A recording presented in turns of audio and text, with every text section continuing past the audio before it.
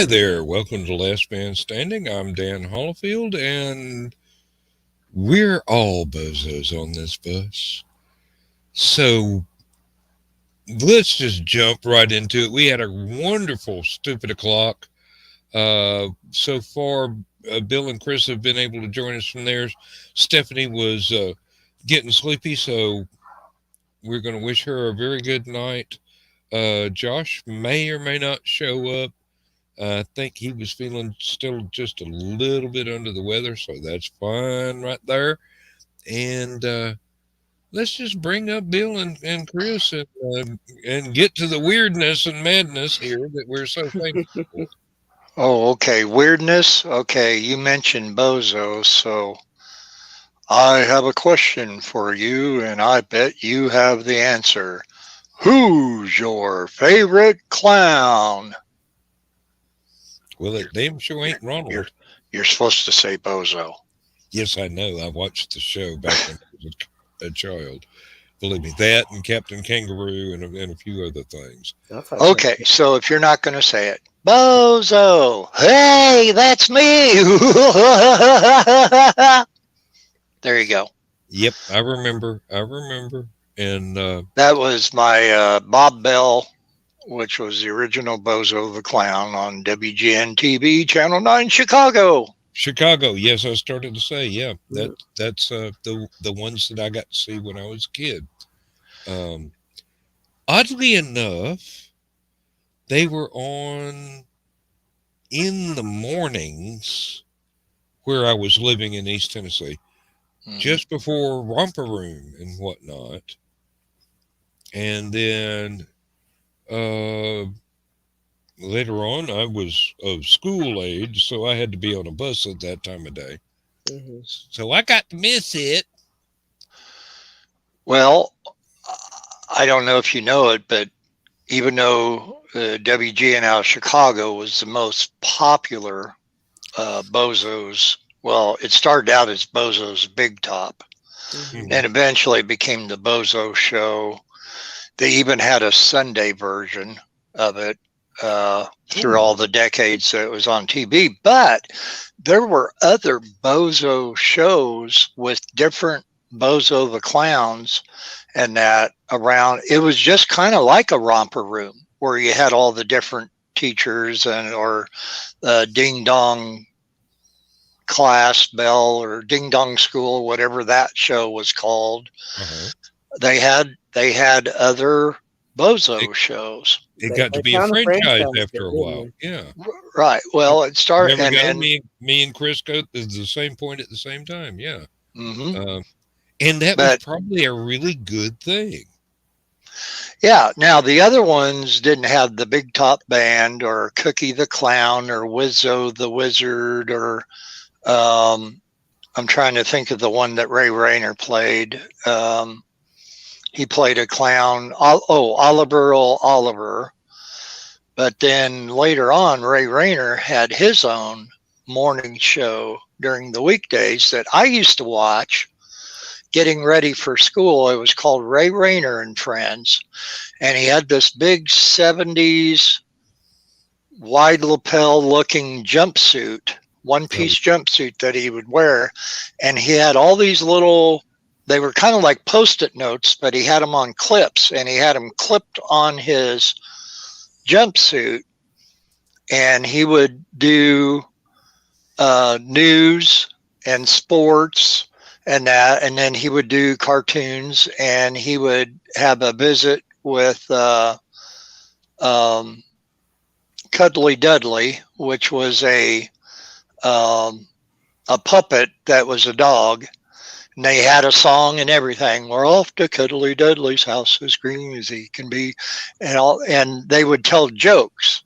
And Ray Rayner would be the straight man, and then Cuddly Dudley would do the jokes. And the jokes, even though they were aimed at kids, just like Bozo Circus, they had this underlying adult content to the jokes. Double entendre sort of thing. Exactly. Yeah. And by the time that was on, it would have had to have been broadcast at like 4 in the morning for me to be able to see it before I was due to get on the school bus at 6 a.m. So Yeah. I would not Yeah. I would not have got a chance to see that even if it Who- was You talking about Bozo? syndicated in my area. Yeah, Bozo. Yeah. Bozo and Ray Rayner and friends. Ray Rayner had, when he would do the sports report, he would give the scores for the Chicago Cubs and Chicago White Sox games. And he had this hat. It was basically a Cubs hat, like mine over there hanging on the door on the one side.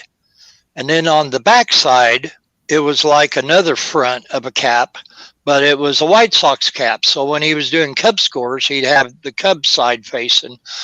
When he would get ready to do the White Sox scores, he'd turn it around. Spin the hat around. And the yeah.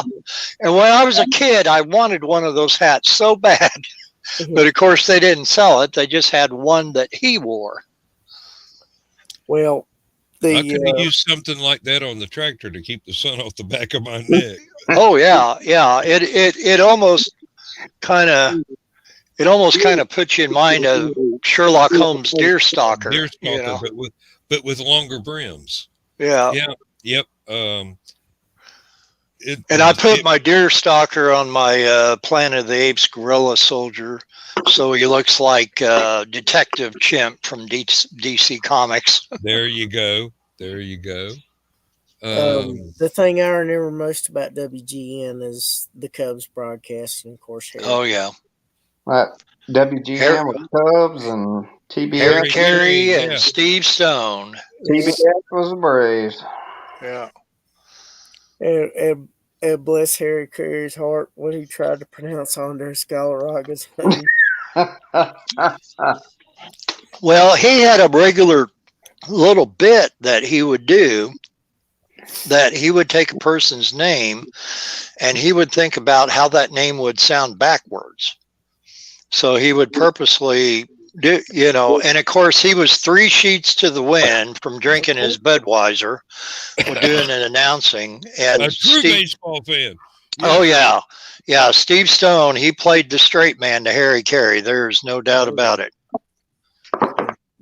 No doubt about it. And despite him doing for the Braves and for the what was it, the White Sox or the Cardinals? White Sox. He did. He was at his best when he was with the Cubs. He had not. If anybody thinks of Harry Carey, they think of him. Oh yeah, announcer for the Cubs. And that because they really, really publicized him big time. I still have some small Cubs schedules from the early 80s that on the back it has, I'm a Cubs fan and a Bud man, and there's Harry standing up dressed like one of the Blues Brothers doing his little dance like he did in the video for the commercial. Harry Carey is just like him and Tommy Lasorda. Even if you do not like their teams, you cannot help but like them and their love of baseball. Mm-hmm. I couldn't stand the Dodgers, but I love Tommy Lasorda. Well, Dodgers. What's the Dodgers announcer's name on radio? Vince Scully. Yeah, Vince. Yeah. Now we had a legend down here like that for the Bulldogs. Larry Munson. Larry Munson, indeed. Yeah. Now, I have known people when there were Bulldog games on TV, they would turn the sound off, put a radio on top of the TV, and listen to Larry Munson call the game while they were watching the TV. Because he is worlds better than Gary Danielson will ever. Gary Danielson. Just drop any name you want to. Larry was better. Yeah, Gary Danielson sucks. I mean, everybody agrees on that. Yes. And Dan, that's what we did up here when the Cubs game was on. We would turn the volume down on the TV set, turn on WGN radio to hear Harry and Steve on there because I didn't hate the on-air personalities on the TV side, but they just didn't match up to the radio. They were bland as milquetoast compared to Harry and Steve. Yeah. Well, That's I mean, exactly like, the way it was down here. And I am not a huge sports fan, but I loved listening to Larry call a game, even though I didn't care who won or lost. well, I was about to say, Alabama's got Eli Gold. You know, I mean, he calls, you know, races and everything like that. But that voice is known across the country. Yeah. Well, he's the last of the Old, living legends old in standard. terms of announcers. Mm-hmm.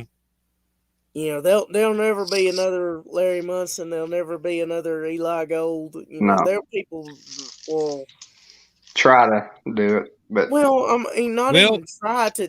They'll have their own followings, but they'll never have the personality because they don't allow them to be the fans the way that these guys were allowed to be. Oh, yep. Who was the coach or personality? He was always on Johnny Carson's Tonight Show all the time as a guest, but he had his own TV show, a sitcom. I'm trying to think of his name. Gray hair. Oh, you're talking about Alex Karras? No, not that one. Not Webster. Oh man, I cannot think of his name. And he was hilarious. He was extremely funny.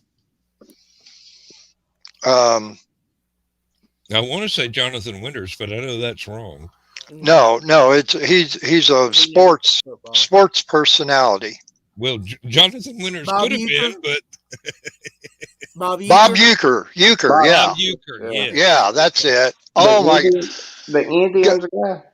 Get on YouTube and pull up some of Bob Uecker's appearances on the Tonight Show with Johnny Carson, and he had me rolling on the floor. Just the banter back and forth between them. Well, Bob Uecker was famous for his light beer from Miller commercials too. Right. Looks like I'm in the front row. Now I'm trying to think of the sitcom that he was on. It was like in the late 80s, early 90s, maybe. For the viewing audience, I've got to warn you, if you go to YouTube and start watching Tonight Show clips, that is a rabbit hole that goes down for light years. Oh, I was going to say, that's like you will not ever want to come back, because that was some quality entertainment back then. Well, that's like looking up Saturday Night Live on there too. Yep, back in the day, yep. Mr. Belvedere. Anybody else? Okay, there you go, Bill.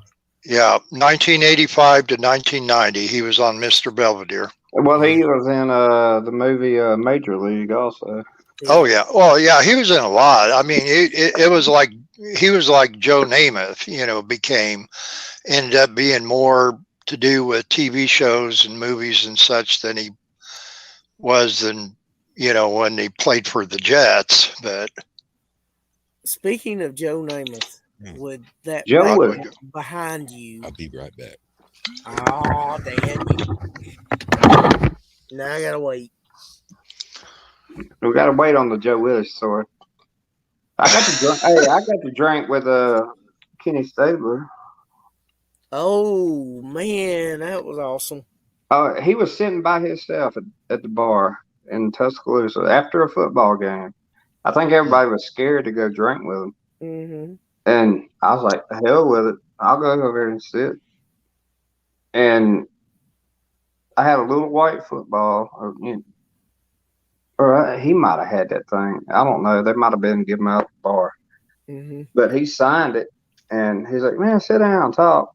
I was like, yes, sir. And I don't even remember leaving the bar that night. That's how drunk he got me. I bought him his first, I think he was drinking some kind of whiskey. And I got beer. I bought me a pitcher of beer.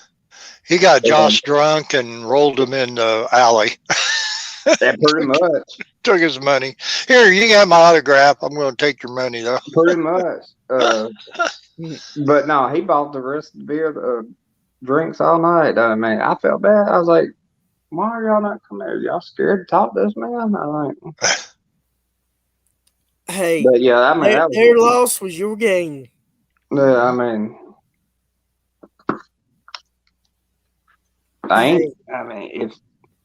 if he didn't want to be talked to, I mean, he would have buzz off, you know. Yeah. And there are plenty of them that do that, but then there are plenty of them that are quite pleasant.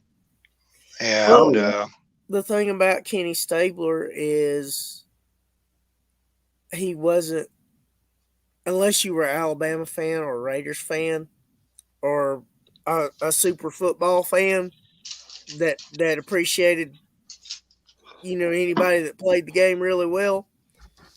He probably wasn't first on everybody's list of people to talk to. That's true.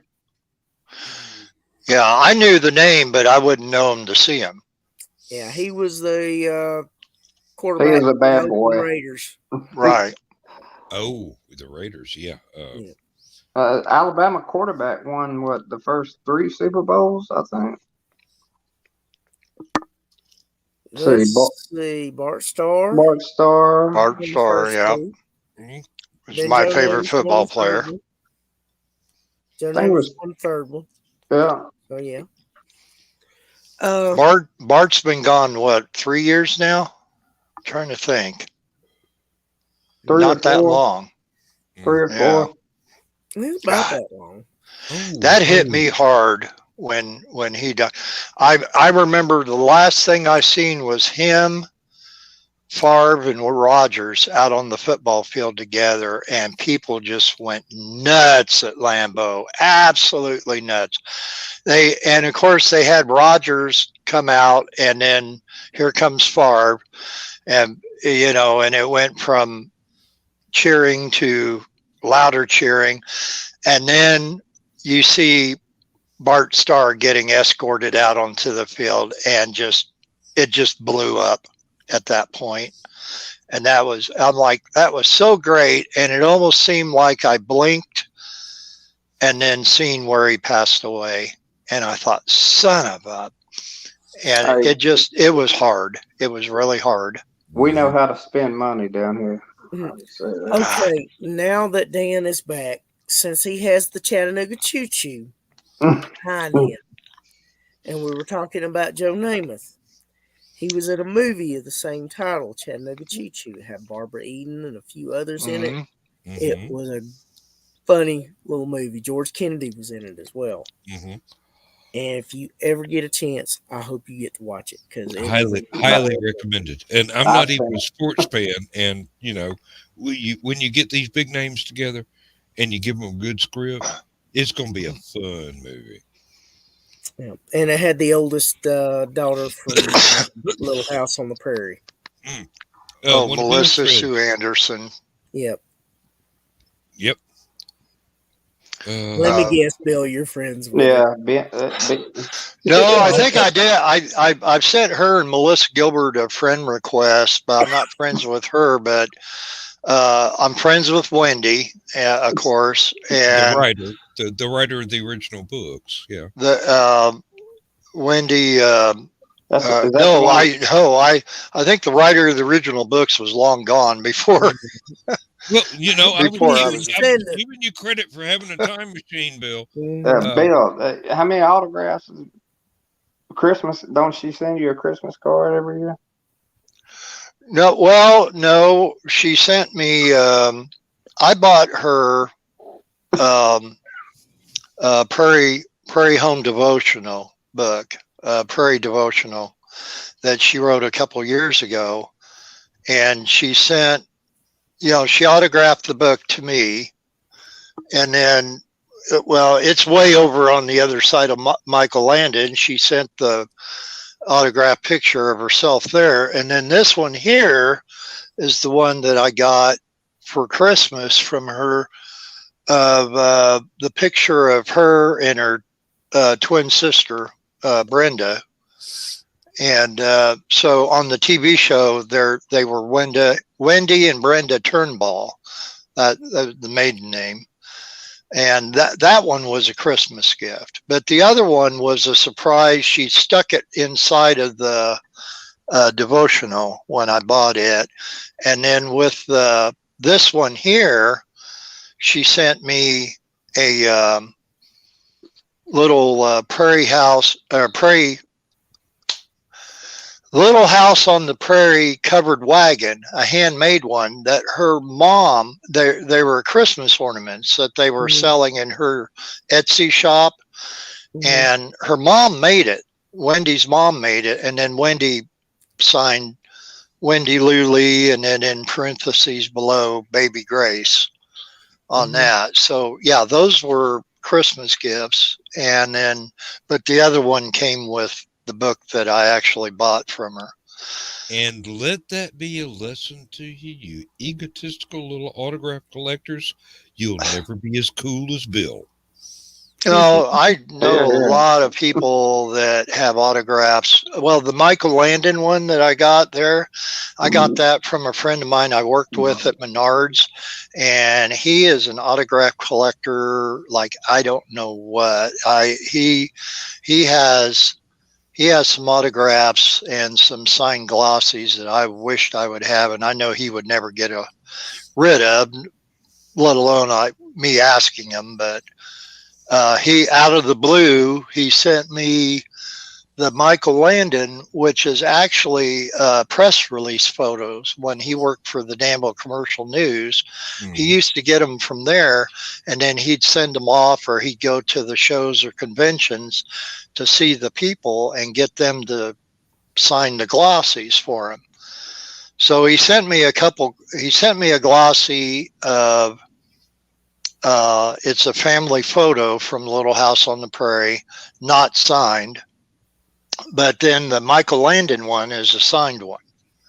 So, but anyway, and he sent me something from Peanuts. But he's a wonderful, wonderful autograph collector, God. Vietnam veteran. So, yep. What'd you do? Stumble and fall there, Josh?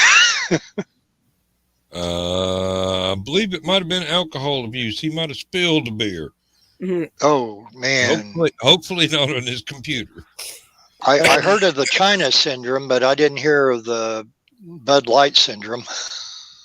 Hey, believe me, when the keyboard melts down, you in a world of hurt until you can come up with another keyboard. That's why I keep 2 or 3 in a box back here from when I spill something on one of them. Yeah. I mean, Well, he's just using his phone, so that makes it that much worse. this is true. Before I forget, Nashville legend Ralph Emery died. He was. Oh man! Yep. Did it say what? Saturday. I'm hoping natural causes. Well, he was 88 years old, probably. Yeah. Yep. I just heard today that writer and comic book historian Ron Goulart passed away at age 89. And that's I've got a shelf of Ron Goulart books that are at least 3 feet long in the hallway. Yeah. I mean, the man was prolific as all get out. He wrote the Tech War books that have William Shatner's name on them, but Bill did not do anything other than put his name on them. Ron wrote pretty much, yeah.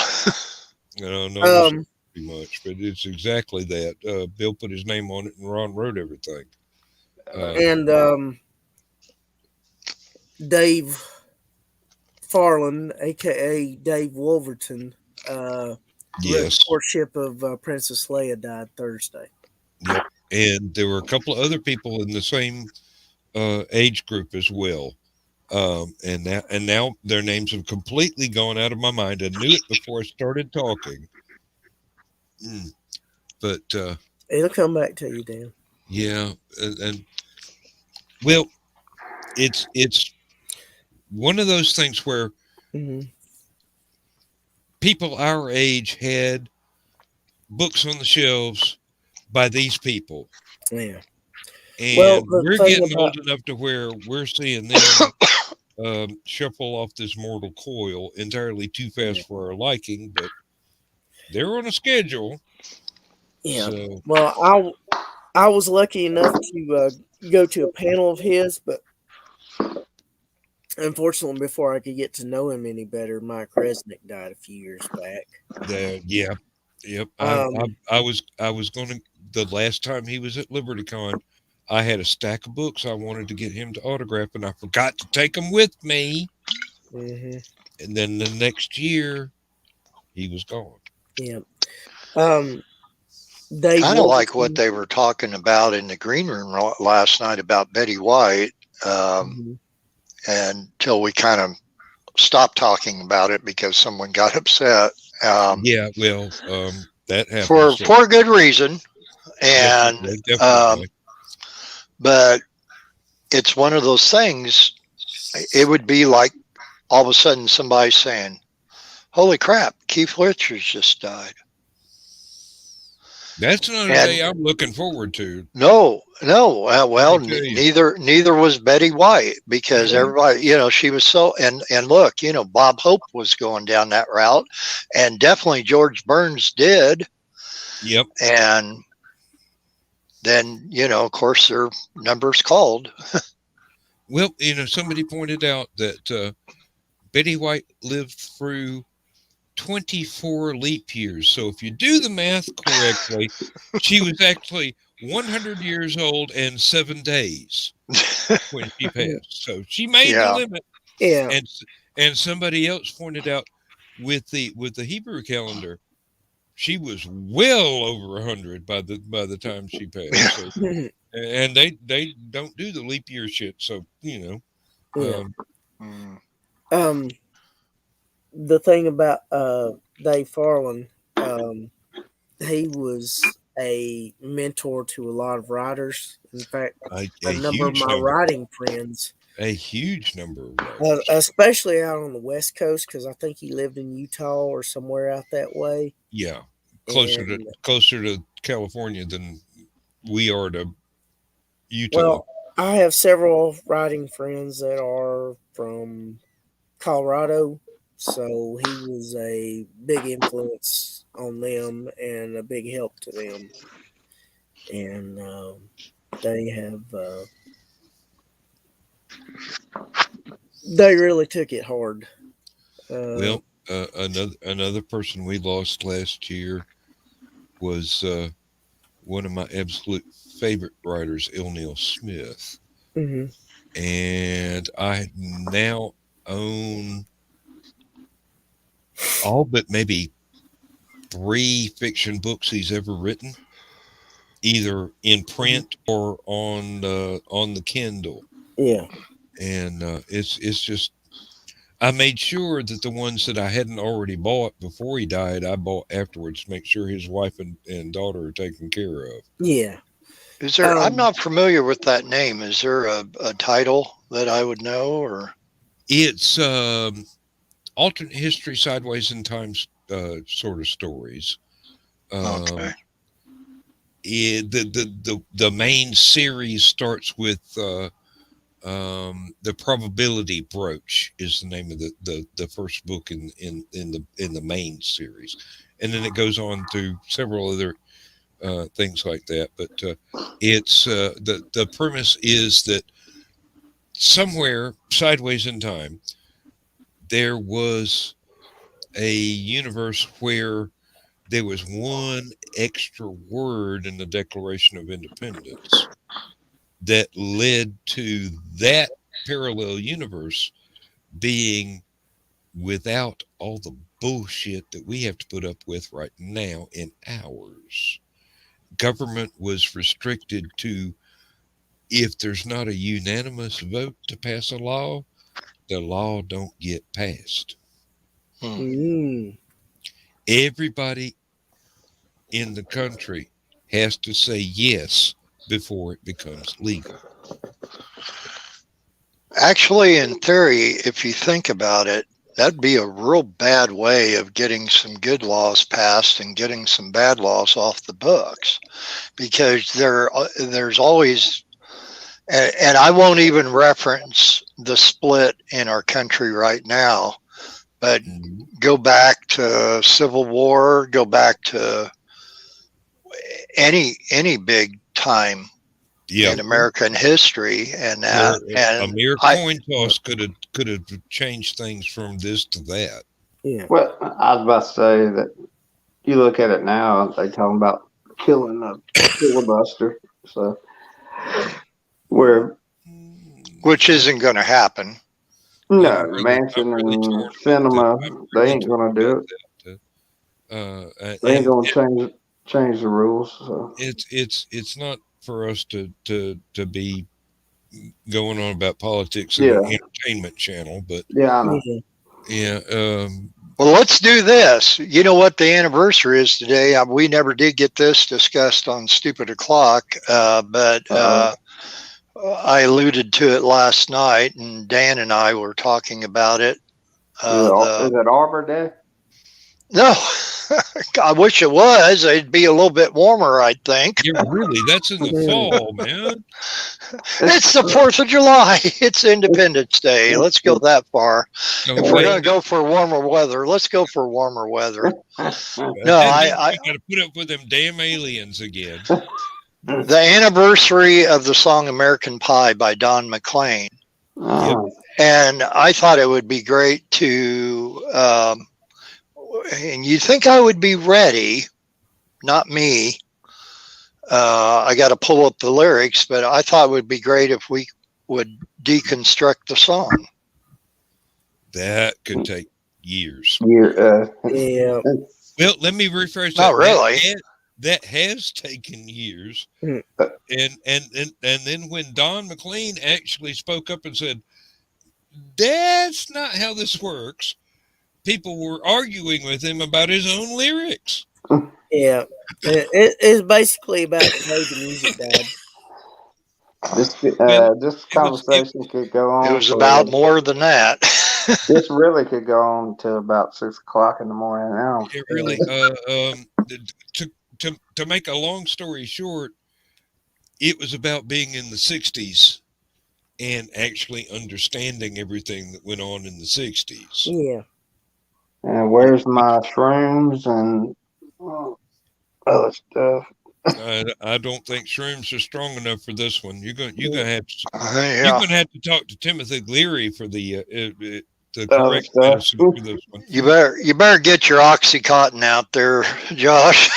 Pop a couple of those. No, I'll wait till I go to bed for that.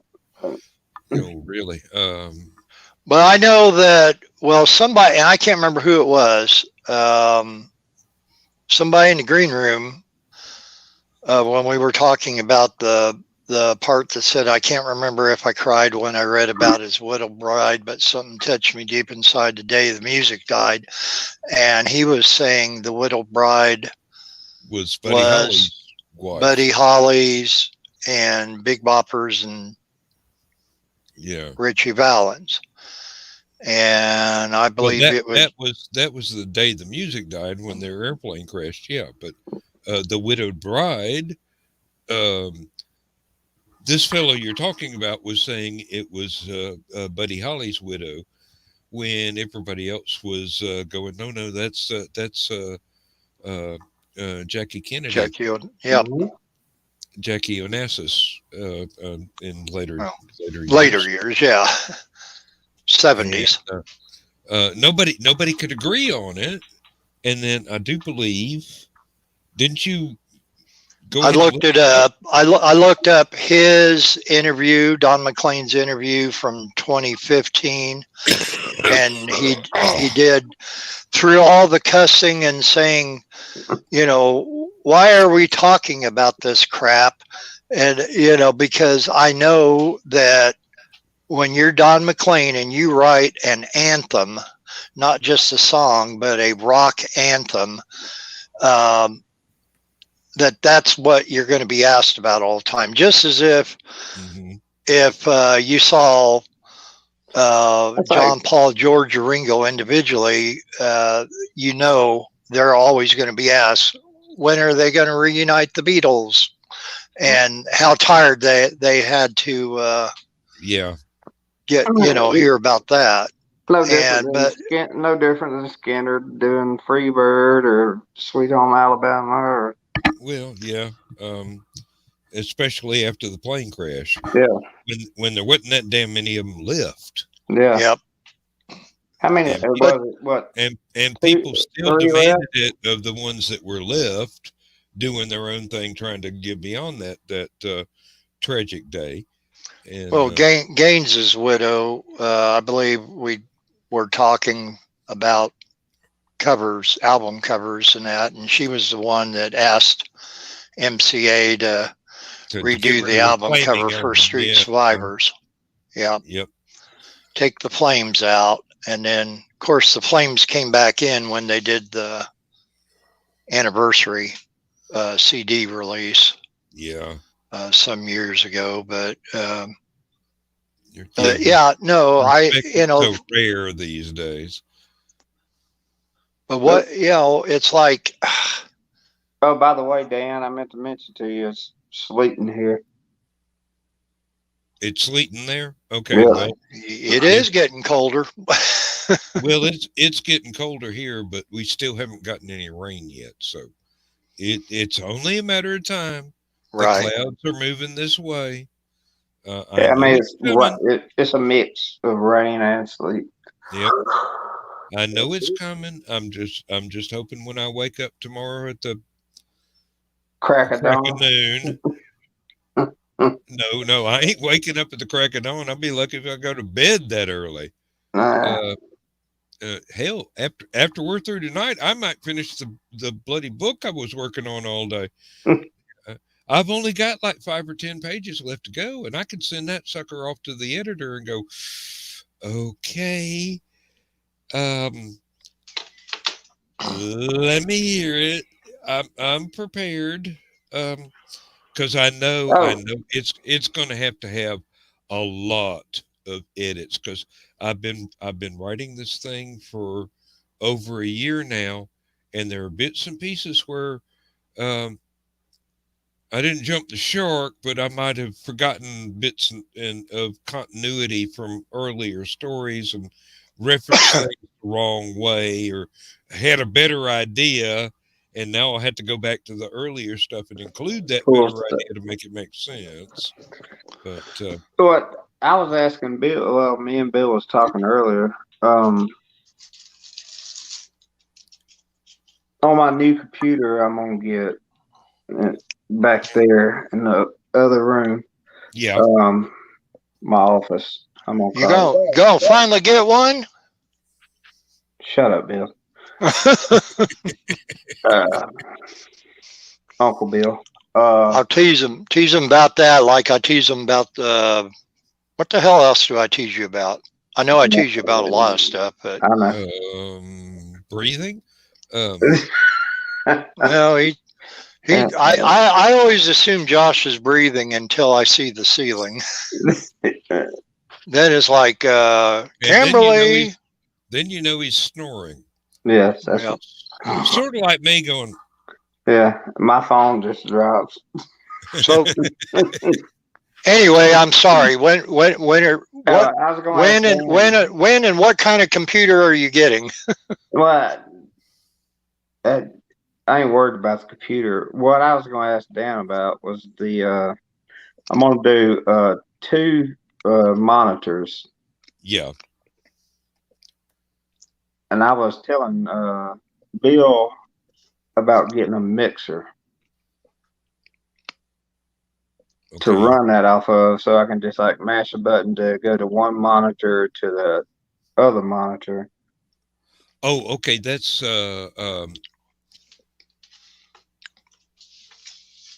that is and where I can hook up microphone in and all that stuff. Yeah, that's a what do they call that damn thing? VKM switch. If you're going to go between one monitor and the other, or one computer and another on one monitor. Right. That's what a VKM is. If you've got two computers and you're trying to use the same keyboard, the same monitor, and the same mouse. Now, what it sounds like you're doing is you want two monitors on one computer. Yes. Okay. Now you can have that. And you don't have to have any special switches. You Okay. might have to have two Just two outputs. two outputs for a monitor on the same computer, and you can do that. Oh, that looks like a audio mixer. Mm-hmm. Tascam DP 0080X 8-track digital pocket studio. Oh yeah, that's an 8 Just channel. for That's an 8-channel recorder. Yeah. oh, okay, Audio recorder. Yeah. okay. Now, I would love to have one, but that's not. It looks nice. Amazon.com. That's not exactly what Josh is going for. So yeah, the little workstation computer that I've got that I do the streaming with, it has 3 outputs that you can plug in a monitor to. So I could actually have 3 different monitors on this computer, but I have to get adapters to go from one to another side by side. Now, what I've got right now is a HDMI adapter so that I can go to the same monitor that I use on the other computer. And the only thing I have to do is go to the remote control for that monitor, like it was just a TV set, Like and almost different input. almost like a splitter, pretty much. Well, no, it's not so much a splitter. It's like you've got with this thing, you've got 3 different ports. You can plug a wire into and go to 3 different monitors, or so I need to look for something with 3 different outputs so I can. Well, you don't have to. You need a video card that's got the inputs for the monitors. Yeah, the outputs. Yeah. Yeah. It's and this thing came with it. I didn't have to look for it. It came with this. So I was kind of weirded out because it didn't have a VGA port like my old computer. Evidently, VGA is getting old school and being retired. Well, most of your flat screens either have a DVIR. That's what this is. That's what this is. Or HDMI, depending Yep. on how new the monitor is. Yep. Okay. So what I had to do is I had to go from the digital video, whatever it is, DVI output. I'm just moving rooms. Yeah. Digital video interface, I think is what it's called. Interface. There, that's a good one. So I had to go from that to an adapter to HDMI. I also got an adapter that I got for the darn thing that would go to VGA, but then I'd have to use that KVM switch to go back and forth. So the way I've got it set up now, if I want to use my desktop, I click the remote control for the monitor and go to the VGA input. When I want to stream, I click the remote control for the monitor and go to the HDMI input. Everything's hunky dory. I've got a Bluetooth keyboard that I can switch back and forth between the 2 computers, no problem whatsoever. Don't ever spill anything on it, or you'll have to buy a new one, and they cost $40. But Dan, I found you a new guitar, Dan. I believe I know the guy that makes those. Yeah, Hinkler 3-string electric blues box slide guitar kit, and it comes with a CD. Let me rephrase that. I think I know a guy that makes some of those on his own, but not that particular. Not that particular one. No. As long as somebody ain't trying to make me learn how to use Junior Brown's device, I'm good. What's Junior Brown's device? Oh God, it's some complicated thing. It's got like it's hard to explain. You have to see it to believe it. It's unique. Okay, it sounds pretty formidable, and I don't think I want to learn how to use it. So, I know. Well, I know one thing. You guys get stuff set up for Hallowcon this October. Don't worry about barbecuing or spam or chili or anything like that. You got to get Keisha to come over and bring goodies. oh That girl Lord, can bake big time. God. tell My me, Lord. tell me. I seen some of the stuff she was posting right before Christmas that she was making for Christmas, and then she was inviting people to come over to what is it, Varna, Yeah, Illinois, where she lives. yep, And close I'm by. like, oh man, if I wasn't already going over to Laura and Jenny's and that, I said I'd probably been over there in a heartbeat. I was close enough. Let me I tell think you, I'm only an hour or two away from Varna. if that woman wasn't already married, there'd be A line. there would be uh, a a bus line with a station there outside her house.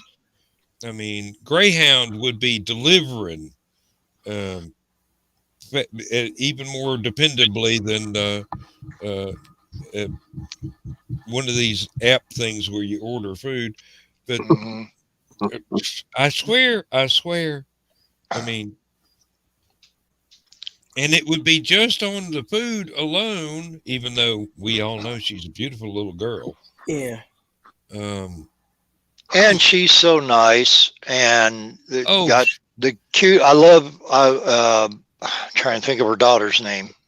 Dolores. I I think that's forget. right. Yeah. Okay. I love seeing pictures of her family. I love. I tell you, my connection to her when I knew I was going to be friends with this person.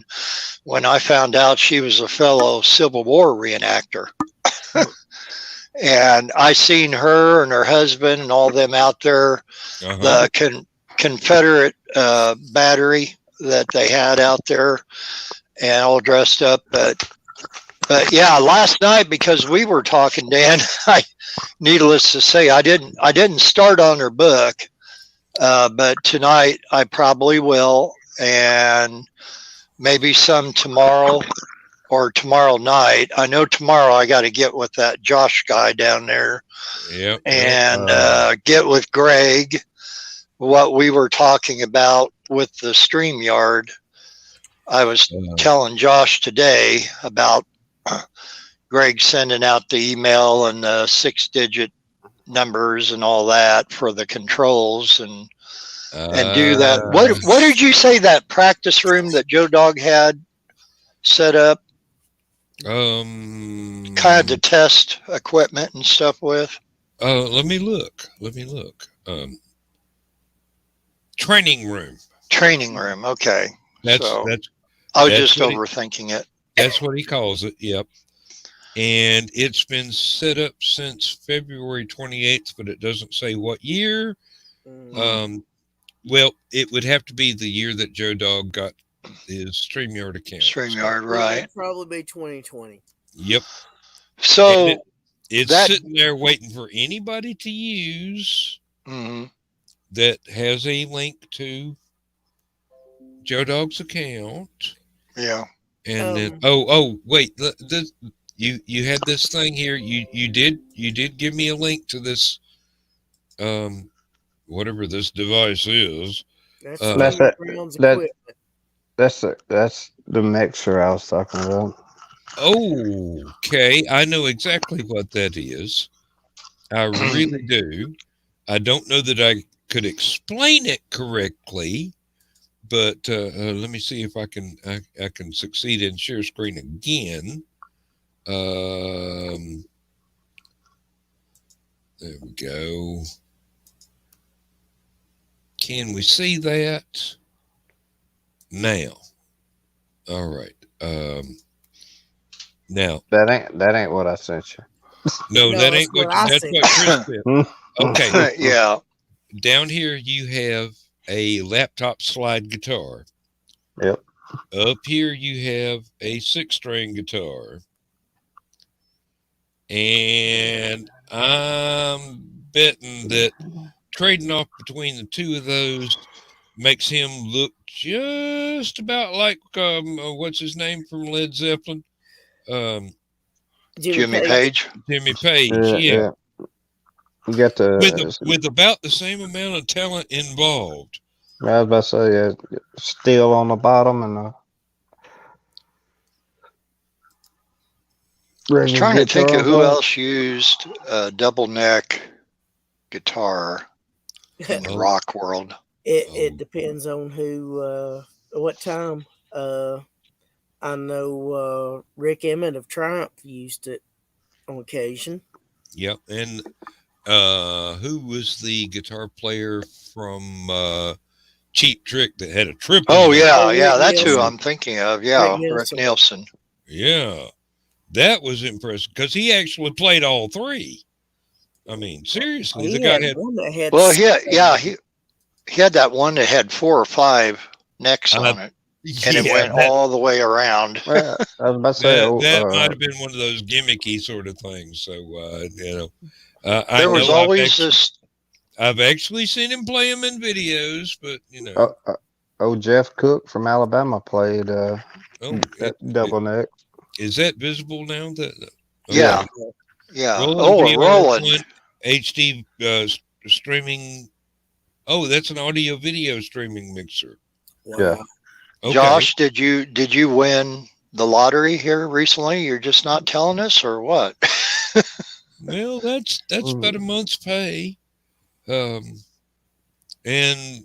believe it or not, depending on what you're doing, it might be well worth your while. Yeah. Would that be more up Joe Dog's alley to ask about? No, because Maybe Carl's. Joe Dog does not spend any money. No, okay. Yeah, Carl. If he can avoid it. Yeah, Carl maybe. Carl will tell you can do everything you need to do in OBS, which is free. All you got to do is learn how to use it. That's the trick right there. It's there is a learning curve, and it is not a shallow learning curve. It's a little bit steep. It's fairly steep. Yep. Before the days of the green room, when Carl had a Friday show, that's what he used for that show. Yep. And he still uses OBS. Right. And he's learned lots of tips and tricks with it. And there is a YouTube channel devoted to teaching people how to use OBS. Mm-hmm. And you can use it as a virtual camera to do StreamYard. So you get all these special effects and all these things that you can do in there with little clips and whatnot that you can call up, and it plays perfectly through StreamYard. And what they is will OBS? accept it. OBS. It's shit. Hell, I can't even think of it now. Well, give me just a second, and I will play John here. It is open broadcaster software. Yep. I say over broadcast something. Open broadcast. Yep. Yeah, open source software for video recording and live streaming to Twitch, YouTube, and many more. Yep.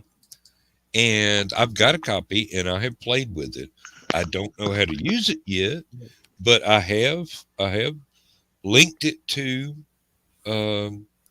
StreamYard and gone in there and played with it as a StreamYard virtual camera and done a few very, very simple things, not the same kind of level that Uncle Carl uses it, but it does work, and it's free. You just have to teach yourself how to use it, and that's the time killer right there. Well, If you're impatient, Available. you're not gonna like it. If you're Yeah. patient, you will go and do all the research and learn how to use it, and it's a wonderful thing. Like almost half the people that do music video reactions on YouTube are using this thing. Mm-hmm. You can tell by the way their layout on screen looks. It's got a certain look to it that you can't mistake for any other program. And they're using this thing and they're figuring it out. And Carl's figured it out pretty well.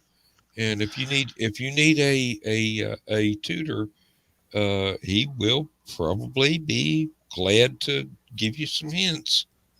Well, But like I said, there's a whole series of YouTube videos to teach you how to use it too. That's why I know where he lives. That's why I was telling Bill earlier that Rumble would be a great place for this show, my show, because it's a new platform and everybody is going to that platform. Never heard of it before. What is it? It's just like YouTube. I mean, it's same as YouTube, but they don't ban you for saying anything. I'll put it that way. It's an anti-meta universe. Yeah. Yes. Basically. And right now would be the time to get on it, but StreamYard will not. They won't link up to it yet. Yeah. Okay. Well, one of these days. Yeah. Well, an OBS has been around for almost 10 years. Well, it'll be 10 years this September. So, I mean, you know, give it time. StreamYard, probably not that old. Any platform that will accept OBS, doesn't have to be StreamYard, but any platform that will accept OBS, probably, what is it, Rumble? They might accept it. YouTube accepts it without having to be on StreamYard. So, you know, ain't no telling. Do research. You just have to check into it. Let me go over here to the teeny tiny fridge and get me another beer, and I'll be right back.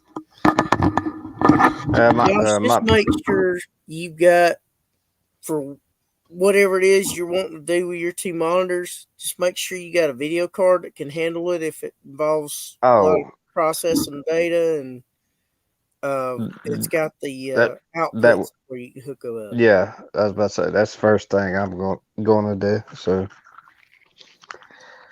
So it says, "Hi there, I'm trying to live stream to rumble.com using OBS from my Mac. They gave me a RTMP link and a string key. I'm selecting custom stream in the OBS settings, putting in the info and then hitting start stream. Nothing happens. I end the stream on Rumble side. I get a notification from OBS saying stream ended. Any ideas what's going on?" And I don't see any answers to that, but that's a Mac support website from October of last year. So what was that other streaming place I told you about the other day? Real Stream or something like that? I don't know that you told me. Yeah, maybe Greg. No, I think I told you about it too. But my buddy Jeremy uses for his podcast. I don't know. He was really drunk at the time. Yeah, I'm drunk all the time. You know me. Yep. That's why we warn people about you, Bill. I'm telling you. You get on that caffeine, ain't no telling what you gonna do. And there is caffeine in this cheer wine, but I don't seem to be quite as affected by it as that Sprecker's root beer. Yeah, that root Yeah, beer. I don't know. You're vibrating pretty heavily there. I mean, you're Yeah. shaking the walls. Yeah. Oh, Okay, so here's a StreamYard thing saying StreamYard supported platforms. Converting a Periscope destination to Twitter. Yeah, I was about to say it goes LinkedIn. Twitter, LinkedIn, Twitch, Facebook, YouTube. Nice. What, Can they I don't hook up. They shirt, don't by hook the up way. to MySpace. How barbaric! Rumble TV currently does not have a native integration with StreamYard or the ability to use custom RTMPs. As soon as Rumble allows live streaming from third-party tools, we will add it as a supported destination. This is coming from StreamYard.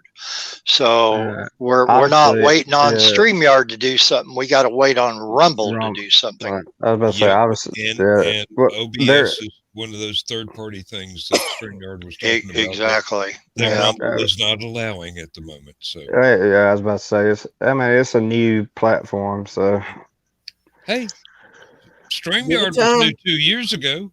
Yeah. Well, a lot of people are bashing it because it's a conservative platform, but you know, they say, "Oh well, you know, I'm never going to go there. I'm not this, blah blah blah," and then you see all the crap that they put up with here on MetaBook here. Well, it's not technically a conservative platform. I don't think that it's putting up with. I think it's promoting. Basically. Yeah. Well, there are a lot of people that they help sponsored Rumble that are conservatives. So I think what people are looking for are independent-minded services that aren't necessarily going one way or the other, just kind of letting things be. No, that's how Rumble is. They'll let you speak your mind, and as long as you ain't threatening to kill somebody or something like that. I mean, the worst thing about Facebook on there is that what were we talking about last night in the green room about getting copyright strikes and all this other stuff? And this is true. This is stuff, and I think it was maybe Nita, I can't remember, or maybe Michaela, one of the two, saying that they got it one from something from 9 years ago, and that's all I get. That was Nita. Was it Nita? Okay. She was talking that Facebook had dug up something from a private chat. Mm-hmm. Oh yeah, that's right. That she was in 9 years ago and gave her a strike over it. Well, and that's the problem. Going, now wait a minute. That's a direct message. That's not public. Yeah, it don't make no damn sense. But if you're texting it and not saying it or whatever, and you're using their platform, it's still not public. You're under their toleration. As Ron White might say, I was trying to send a private message. I was not trying to be in public. It's not public. Well, that's the problem. You got these people that are on so-called witch hunts.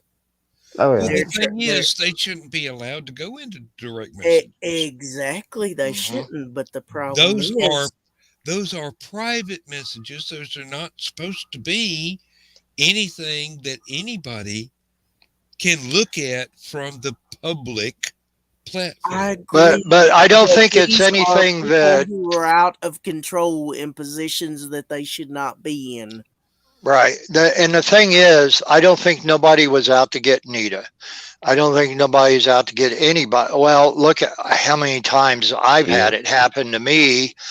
I usually, when I'm getting a notification saying this post you did goes against community standards, and yes, it was something from 8 or 9 years ago or more, and I ignore it, and I know Brian said the one night, he said, well, you don't want to do that, because they can shut you down. Well, no, they haven't. I mean, because it's coming from a bot. It's not coming from a person. Yep. It's not. It's not anybody that's out to get me or Nita or Brian or anybody else. It's a freaking bot that was programmed, and they're just going through doing this and that and the other thing. Now, having said that, there are the others who are spammers and scammers saying, hey, Mr. Hollifield, I'm going after that opening music that you have there because we're going to throw a copyright strike on you because it was originally done by so-and-so.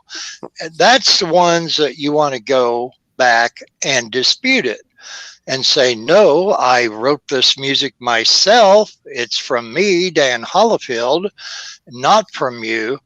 And then so you fight it and you win it, and that's fine. But the stuff coming from the bots, and they don't really give you any specific information. Like with mine, it was coming, the last two that I remember, the community standards things was because I was sharing something off of Watch Cartoons Online.com or whatever that is. And they said, that goes against community standards. How? I'm sharing something that somebody already put out. That would be like if they came after me going against community standards because I shared Stupid O'Clock or Last Man Standing or something like that. How am I doing? I'm sharing something that somebody else is sharing. I'm not taking anything from anybody. You're They not also have producing these original bots programmed content for either. keywords. Well, Bill, I told you about us getting a strike, the week before. We played uncopyrighted music, and they gave us a strike.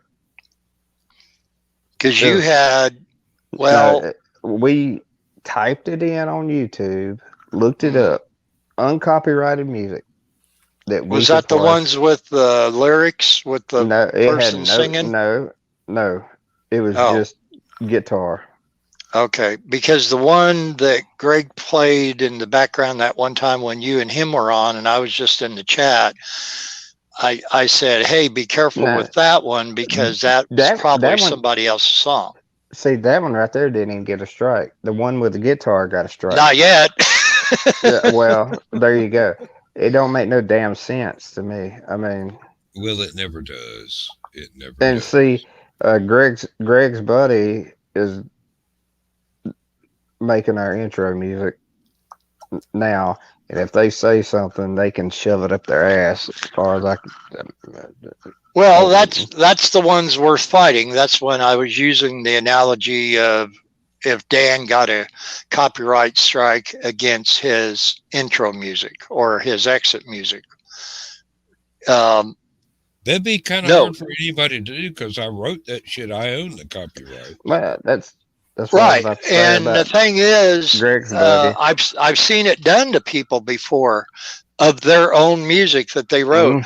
My friend that I just recently lost on Christmas Eve to a heart attack, we were in a band together when we were teenagers, and since then he's been in several bands, but the one that he was recently in, they had one.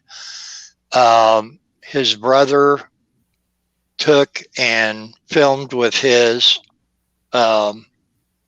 smartphone them playing a live gig, just playing one song that he recorded, and he replayed that over the air, or no, he sent that to his brother who was in the band, and they wrote this is their music, not them singing Freebird or something, but their music that they created, and they got a copyright strike against them. And he, of course, madder than a wet hen, as you or I would be, but he turned around and he said, now we can't play this anymore. And yes, you can. You fight it. This is our music. And you fight it. And 9 times out of 10, that there could very well be somebody that's trying to scam you. Yep. And there were a lot of scammers out there. Right. Now, to get money out of you. I'm gonna attempt this. I do not know if it will work. If it does work, it's something I wrote, and I will sign a contract saying that you have the rights to use it. So you got something to in print. But if you don't need something in print, you go right ahead. Now let me see if I can get this to work. Does audio work in share screen? I want to know.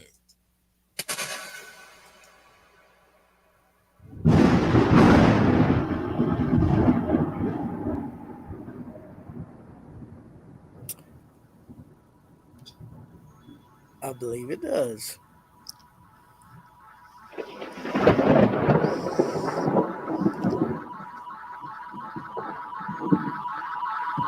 I like that.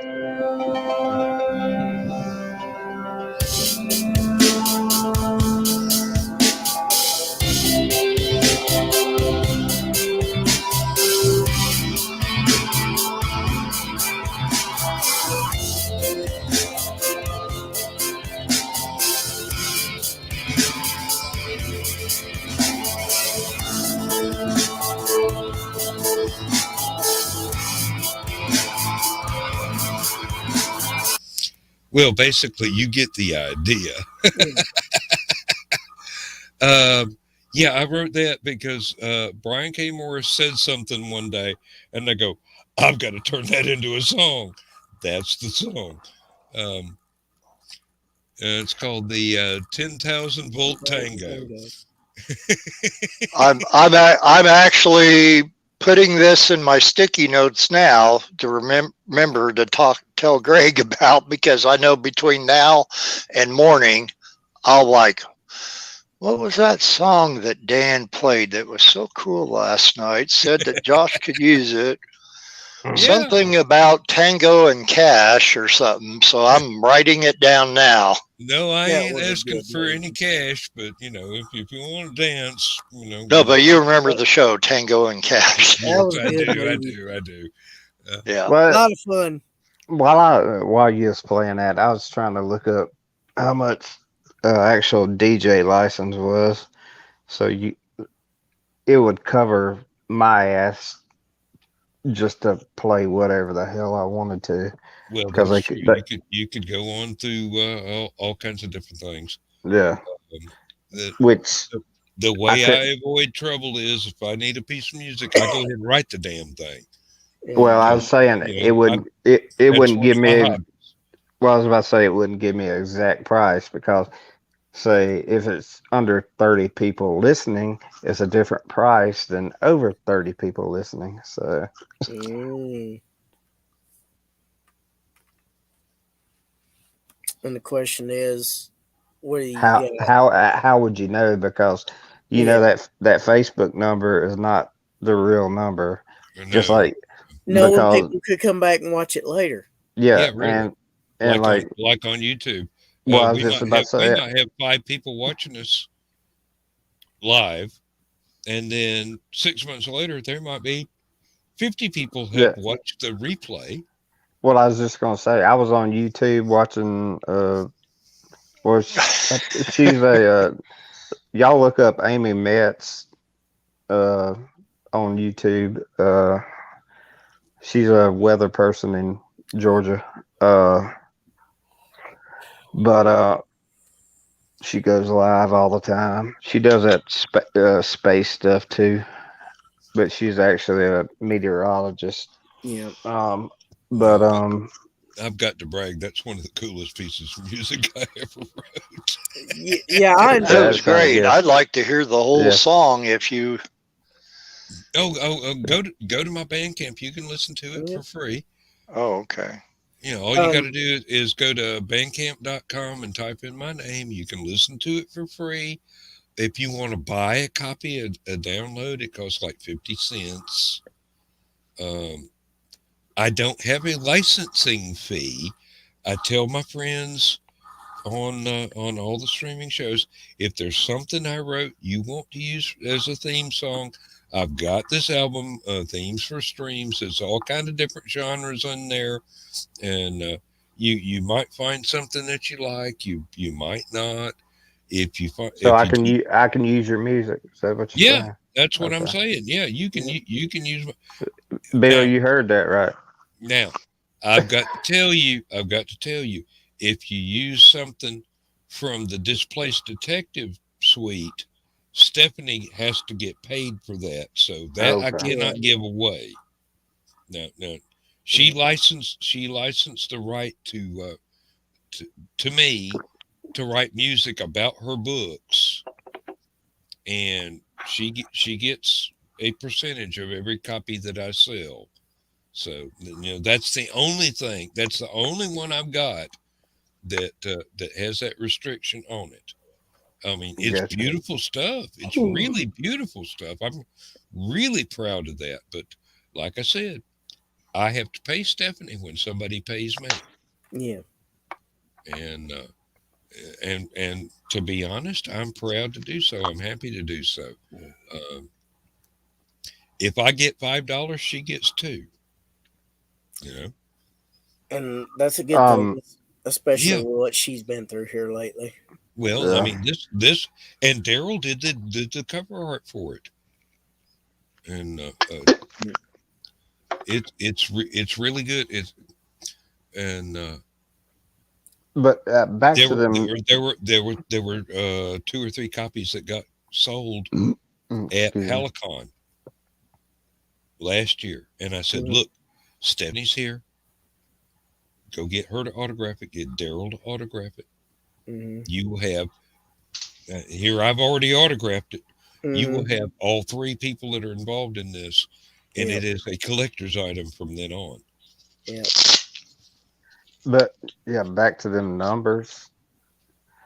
That Amy Metz, she does updates on YouTube all the time live. Mm-hmm. There were 2 people in her room chatting. It was me and another person. You know how many viewers she had? 0. 0. Mm. Yep, that's when the bots come in and go, "Hey, we can find a reference to this inside the metadata of another web page, No. and we don't care if anything else. We found a reference, and we can try and cause you some world of shit here." Shit. Yep. Are you familiar with Ella Dorsey of Channel 46 in Atlanta, Josh? I am not. She's a weather forecaster, and she does a lot of Spell that name. live updates. ELLA Ella, and then Dorsey, DORSEY. CBS 46. Yes, she's pretty too. Oh yeah. Very nice looking. And she got a sense of humor. She's cool. She loves football. Let's see. She didn't update y'all storm forecast till last night. But Yeah, look, I started to share a thing to the United. well, yeah, you should share anytime you want to, man. I've shared a few things on there. Well, I did a little local weather forecast today. Yeah, I was about to say, Dan been forecasting all day today. Well, I mean, it's foggy, it's cold, and it looks like it's going to rain. Now here's Bill with the weather. Yeah, I was about to say, yeah, Bill always forecasts. Darn, I forgot my umbrella. It's Uh, sunny here on planet Herculoid. It's The finally name of that raining one. here. Yeah, that's the one. That's the one. I just bought it for $5 off of you. Oh wow! I hope you got the whole album. Bill, shoot me that link Um, on no, Messenger. I just did the 10,000 volt tango. Oh Because wow! I typed it in. You could have got it for 50 cents. Why'd you give me $5? Because you're my friend. Shoot So me and the- I downloaded it. So it's just well, Shoot here me I'll the- share it. Shoot me the link on my Messenger. Hang on. Messenger chats. Since I got some money right now. Okay, I just sent it to you. I'll send it to Chris too. Why not? Let's see if I can do this without being repeated 100 times. Yeah. Yeah, I must send it to Greg. Okay, there it is in the private chat. The whole thing. All 9 albums are available from there. And this is okay. And this is the one we can use. Music Bandcamp. Yeah. Bandcamp, it's my stuff. Like I said, only the Displaced Detective album, my third one. It'll be all the way down. You know, the third from the bottom, because they list the newest stuff on top. That's the one where if you want that, you really need to pay for it so I can pay Stephanie. Otherwise, anything else is fair game in the other 8 albums. Cool. Oh dang! I sent that back to Bill. Yeah, I was gonna say, what are you telling me for? I'll just keep that. Okay. I ain't gonna wake Greg up. Hell, he's got to get up. Oh. Wait. Before I forget, I'll wake him up. love the Hong Kong Fooey sketch today. Oh yeah. Oh, thank you. Yeah, that's an older one, but I actually drew him twice, and in neither sketch did I draw the cat. I don't know why. Somebody asked me about that too. And then the other day when I posted the Rocky and Bullwinkle one, my older cousin Sarah Heiser she said this when I originally posted it, and she said it again the other day. What about Boris and Natasha? So one of these days I'll have to draw Boris and Natasha, I guess. Dan, there was a Liberty Con where Sarah Hoyt was talking, and somebody handed her a package that had a teeny tiny moose and squirrel in it, and they asked her to describe what was going on. And she's Portuguese, but she's got a Russian accent, Oh boy. Yeah. And so, moose and squirrel, yes. I can't do it anywhere near as comedically as she managed to handle it that year, but it was one of those things where there's a room of almost 1,000 people that just erupted into laughter simultaneously. So. Did you ever see the movie Boris and Natasha that had Dave Thomas and oh yeah. In it? Now I saw the thing that was half live action and half animated that was based on Rocky and Bullwinkle, but I don't remember what the title was. I think there was a teeny bit of animation, but I think most of it was live action.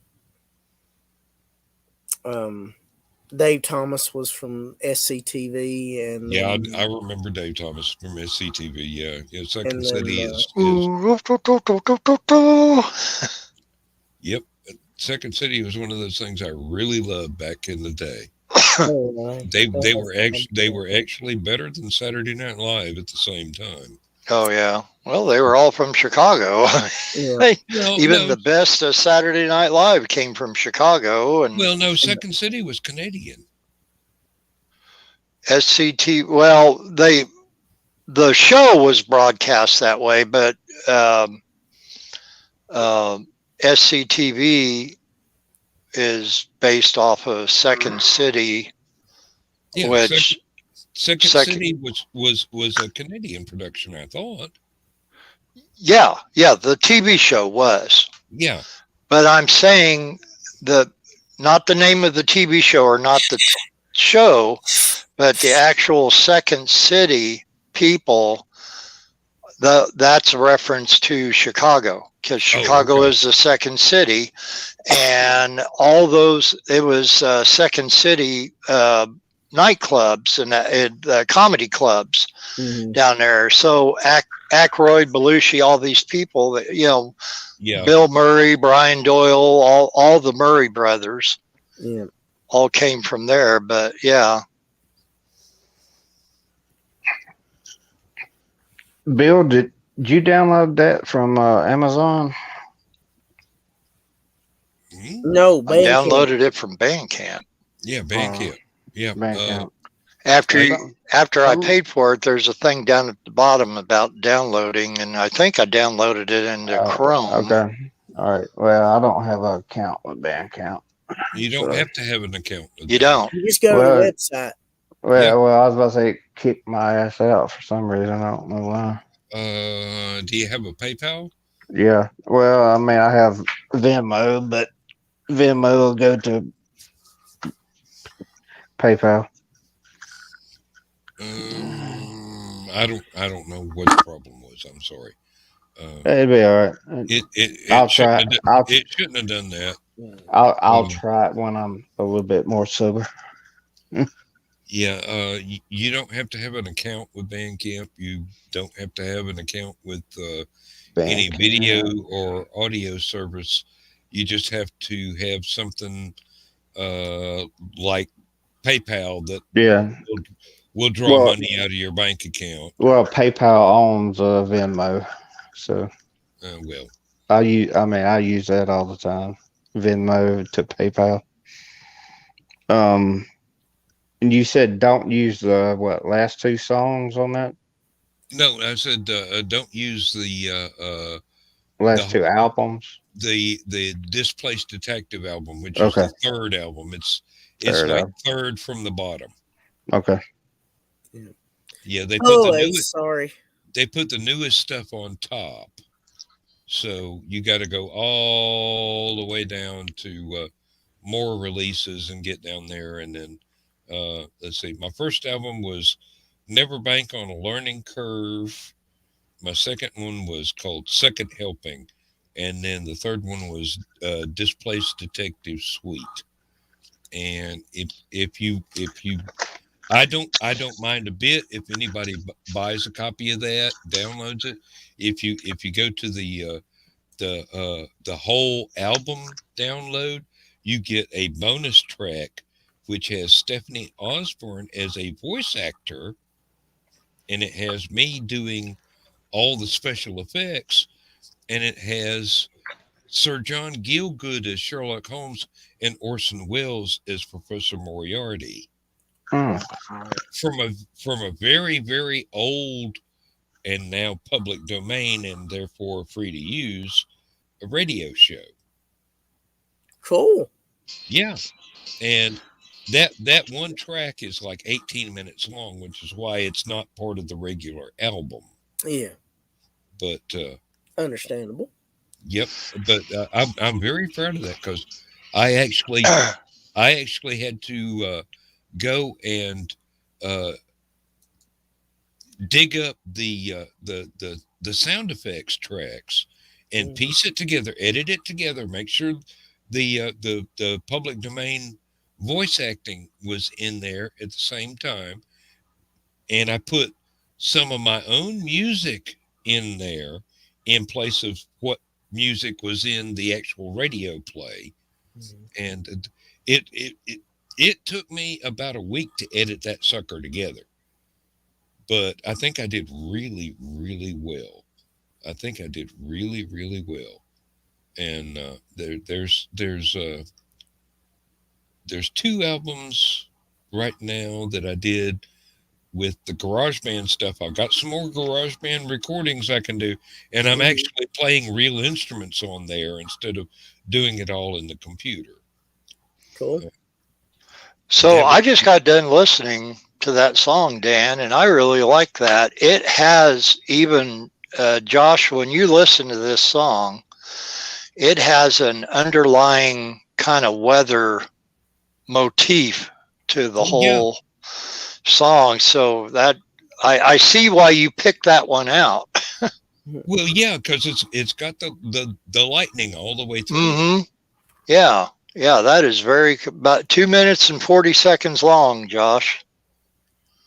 Well, yeah, and that's one of the reasons it's on that themes for streaming shows album, is because I tried to keep everything under 3 minutes. Right.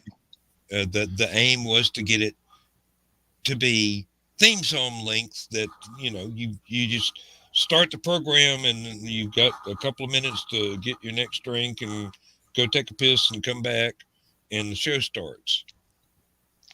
Well, Josh and Greg and I are going to have a little bowl session tomorrow sometime, and then I will bring this up if Josh hadn't already to him, and then but no, I knew you said 50 cents, but I'm like, you know what? There are a lot of people who are just going to download stuff and not pay anything. And like I said, you're a friend, and that's make up for a few of them. That's the thing about Bandcamp. You can't download it for free. You can listen to it for free. Oh, listen to it, but not okay. So like, I'm trying to think of another one that's like that. I have so many musical friends too. I've heard stuff on, but anyway, I know what you mean. Yep, and I always enable the option that if somebody wants to buy it and they're feeling especially generous, they can pay more. Mm-hmm. But usually people get the whole album rather than just one song and pay extra. So, I have had a $5 album that people have paid me $20 for. Mm-hmm.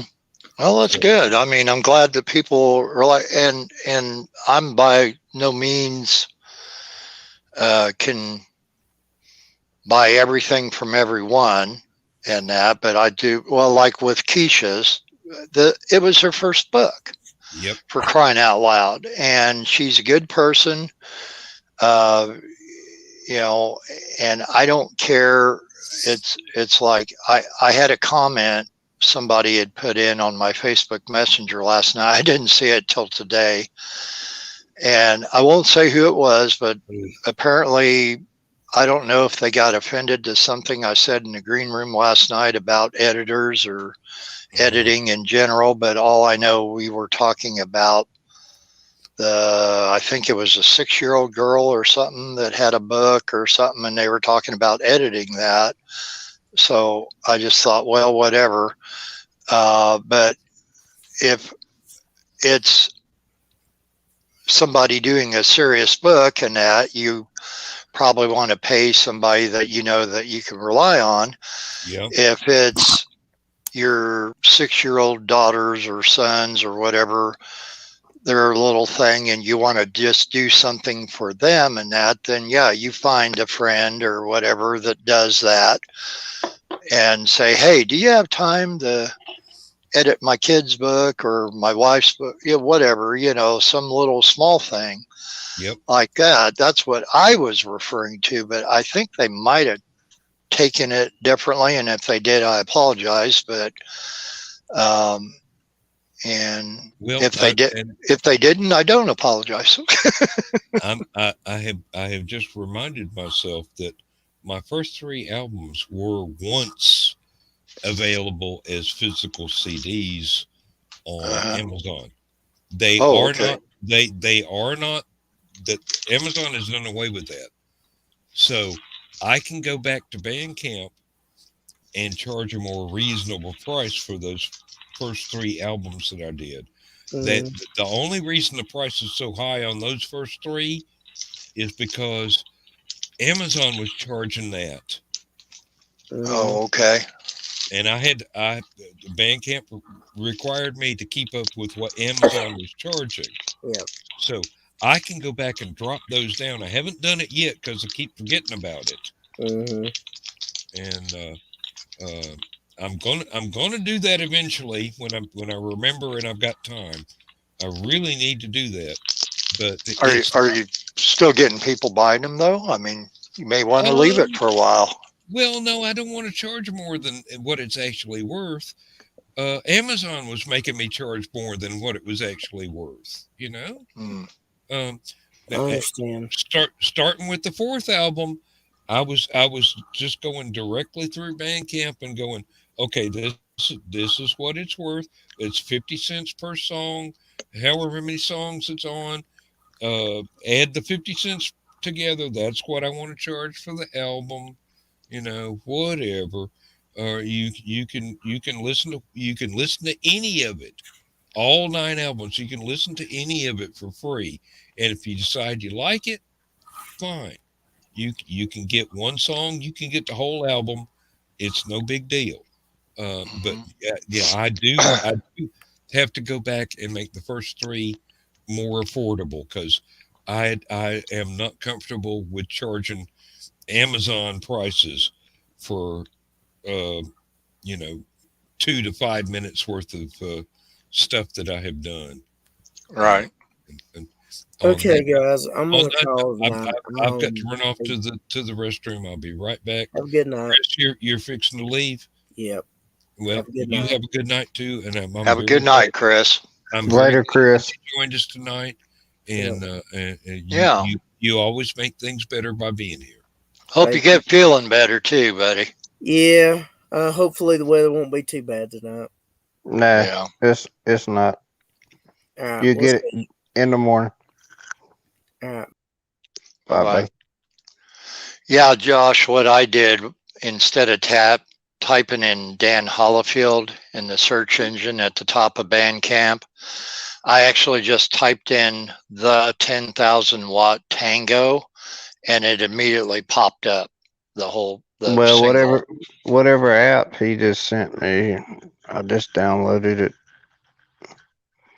Yeah, and it's 2 minutes and 40 seconds long, and I got it on Chrome. I just downloaded it to my Google Chrome because it's about as safe as anything. But I have you listened to it yet? I'm about to. Yeah, I think it's really decent. I like to think what Greg thinks about it too.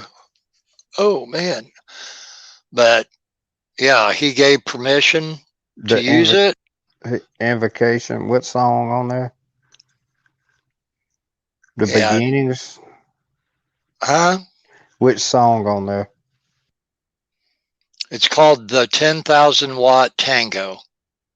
That's the name of the song.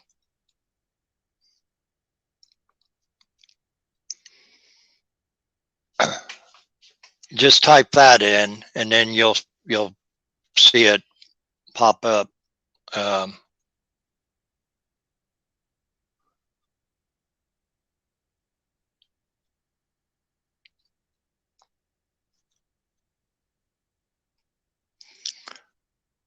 And it's only using 5.14 megabytes.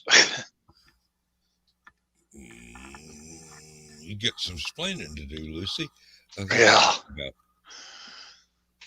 But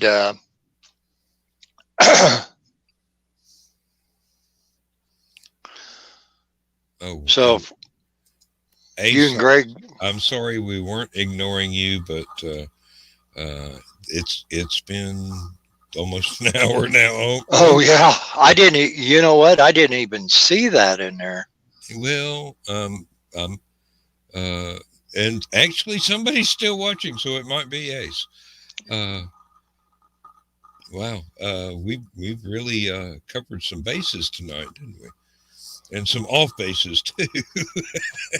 Well, it's like when I was talking with you last night about the whole thing about trying to get used to the controls on StreamYard and everything. And then when you mentioned that training room Yeah. that Joe Dog set up, I'm thinking, oh, that would be wonderful to have Greg set up one of those that him or Josh or I individually or together could go into the training room and say, okay, that would be wonderful to use the training room, Josh, since you're out there Yeah, now. I'm better. Well, Bill, you've got one album. I've got the other one. So. Oh, which one did you I just bought the song. So. Well, I bought a whole album. Oh, okay. There you go. I got Invocation. That ain't got the song that you've got. Oh no, that one. The original title to Invocation was "This Shit'll Put You to Sleep." Yeah, that's good sleeping music. Yeah, it is. It is. That's why I wrote it that way. Yeah, it's like white music, white noise. Uh-huh. It's for meditating until you pass out. Yeah, I'm being for real. Yeah, straight up white noise. Which one, Bill? What was the song that you got? The 10,000 Watt Tango. Yep. What album is that on? So you're making a lot.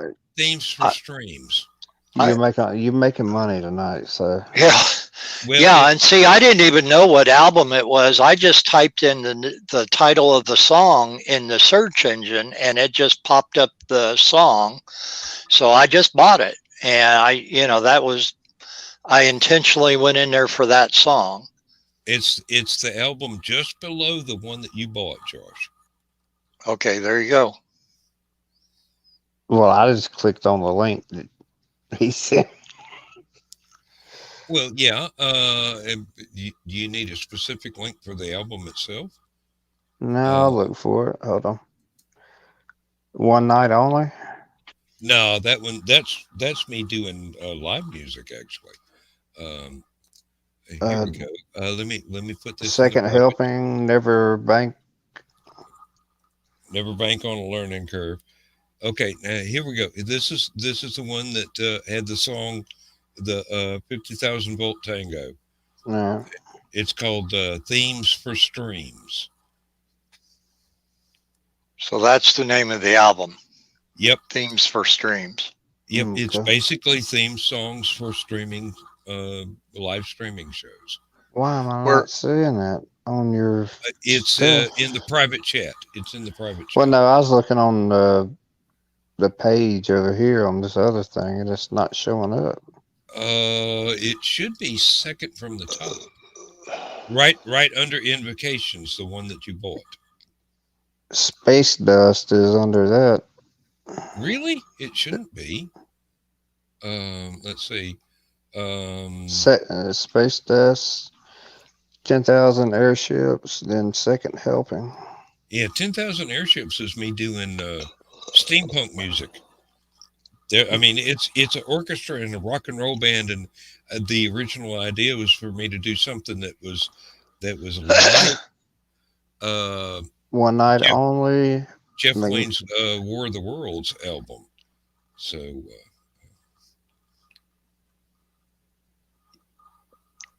yeah, I've got all 9 of them pulled up here at the moment. The first one was Never Bank on a Learning Curve. The second one is Second Helping. The third one is Displaced Detective. That's the one I did for Stephanie. Then 10,000 Airships. Magnanimous Opium, which is a pun on magnum opus, master work. And then Space Dust, and then One Night Only. Then Show Tunes, Themes for Streams, and then Invocation. Okay. That's my whole catalog so far. I see Invocations, and I see Show Tunes, Themes for Streams. That's the one with the 10,000 Volt Tango on it. Because you got the same cover. So, okay. Are you there right now, Josh? go to Bandcamp live streaming, and in the search engine at the top, you type in Dan Hollifield. And as soon as that comes up, you should see this. And then when you start scrolling, Yeah, there it is. The one that has a TV test pattern. That's yeah. Yeah. So then if you tap, well, let me tap on that. And you tap on that, that's the whole album. What's the name of that album? Show tunes, themes for streams. That one right there. That's the whole album.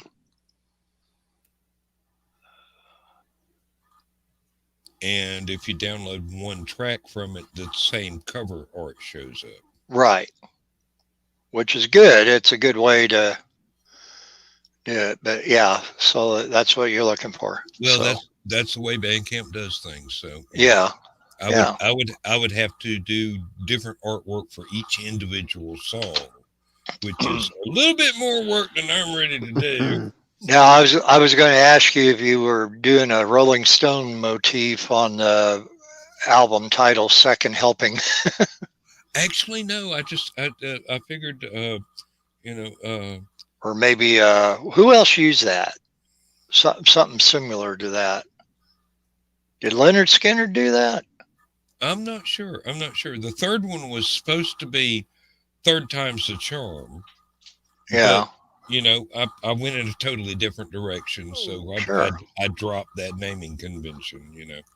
But I might go back and do another one of that kind of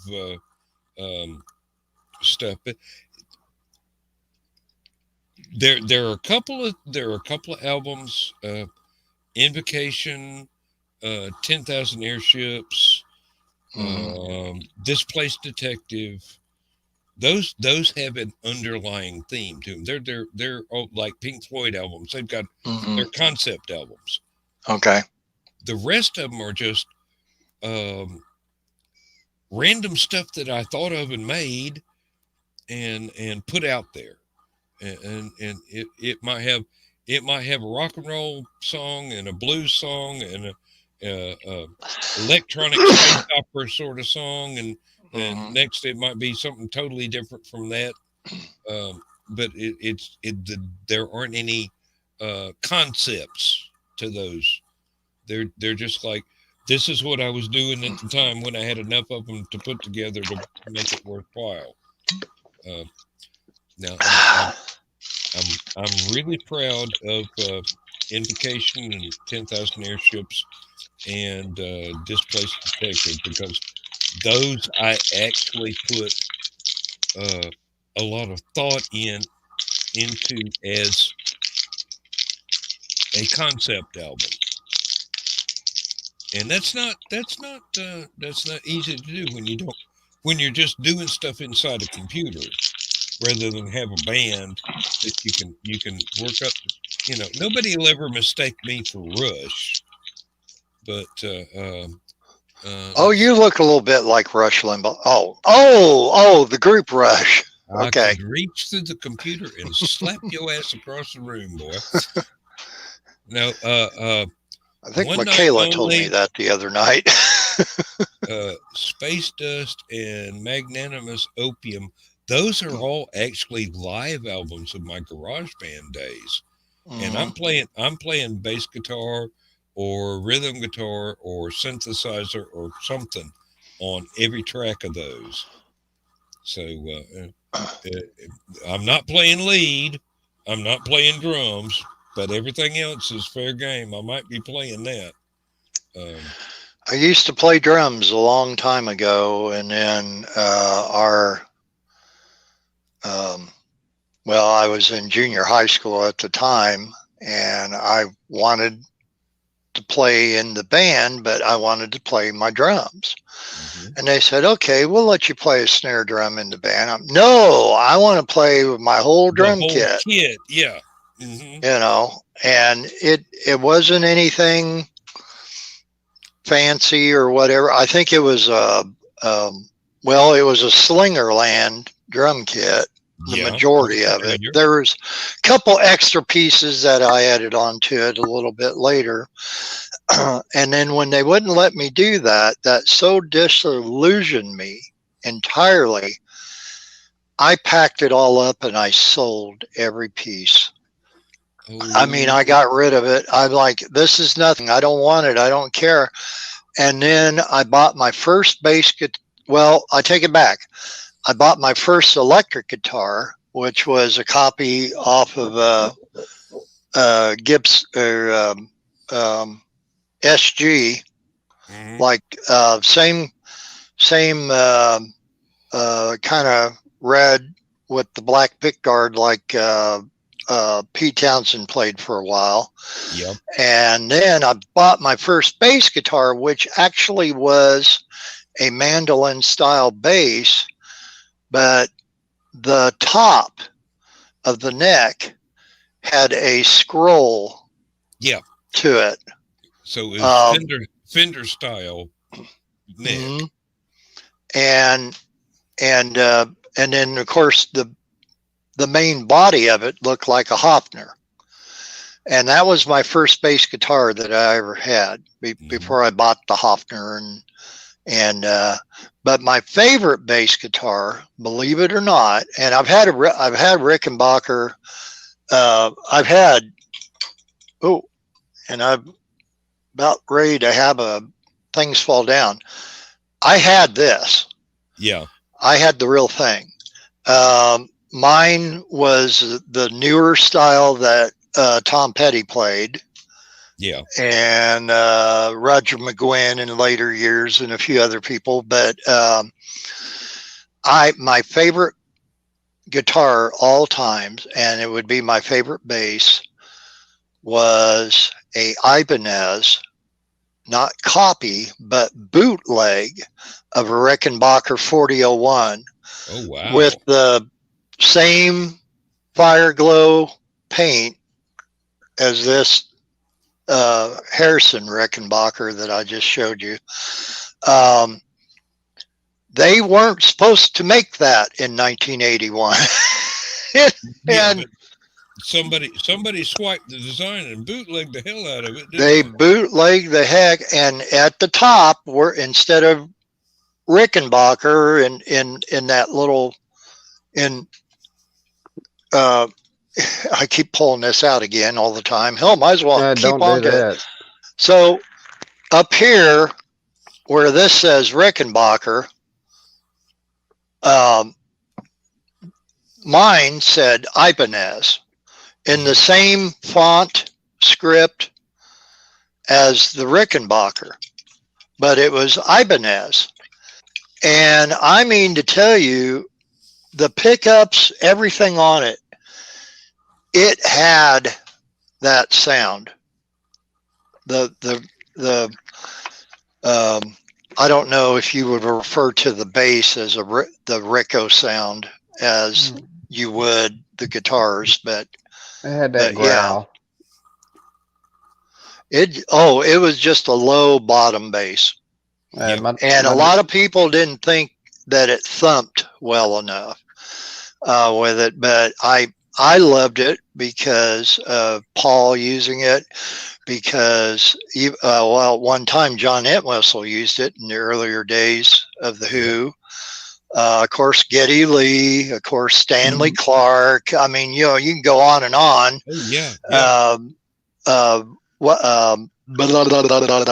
It's too late. Bass player for Yes. Damn, God. if you hadn't asked me, I might have been able to told you. Yeah. Damn it, I can see him. I just can't come up with his name. Yeah. My dad had two Fenders. Well, no, one of them was a Gibson, one of them was a Fender. Both of them was blue and white basses. Basses. Yep. Was it a jazz bass or a Fender Precision bass? Precision.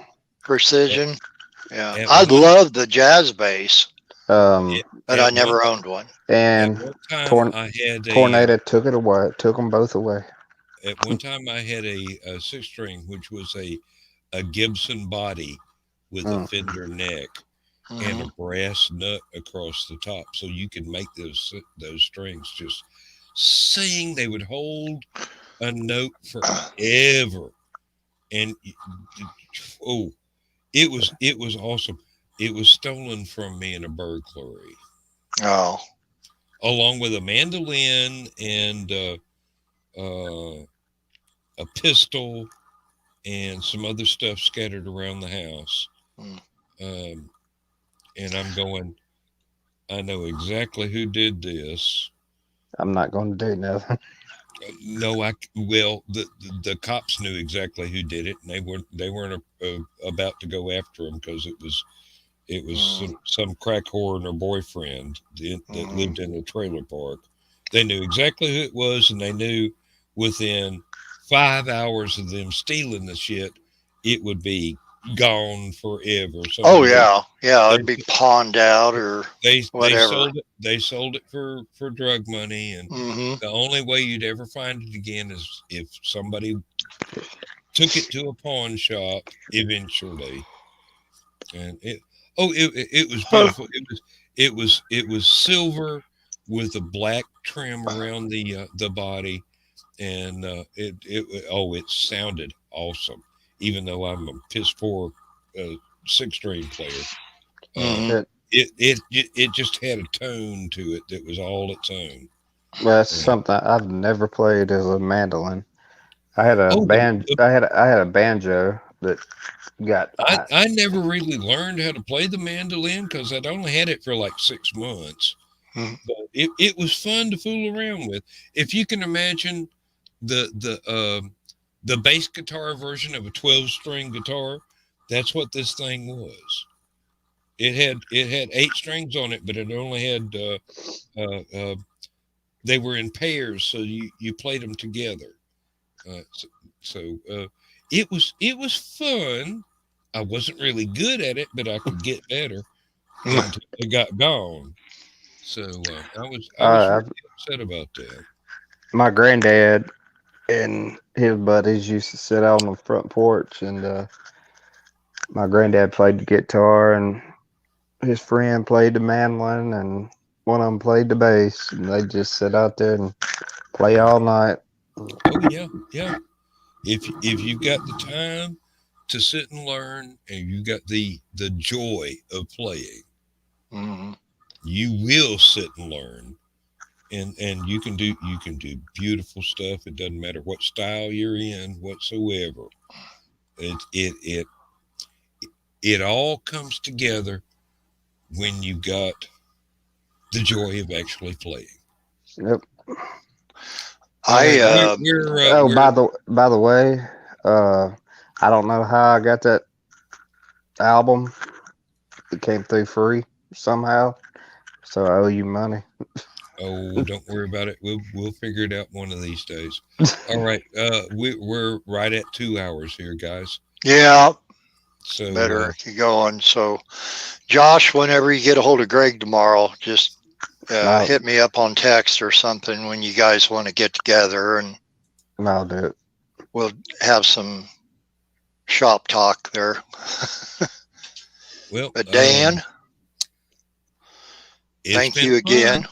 Oh, you're welcome. Yeah, Hey, You're I welcome. made it through a whole last man standing tonight. Yeah, yeah. I don't know how that happened. and Me either. I got Kimberly good. took the beer away, I guess.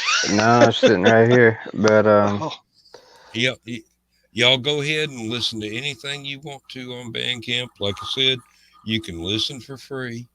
mhm. Everything is right there. After you play about the third or fourth song, they go, "Ain't you about to buy something yet?" They do nag you about it, but you can listen to everything I've ever put on there for free, and Mhm. make up your own mind about. Hey, this is cool. Oh, I don't like that one. Let me see if I can find something else. Whatever. It's all right. It's all right. you made money tonight, so Well, that's never a bad thing.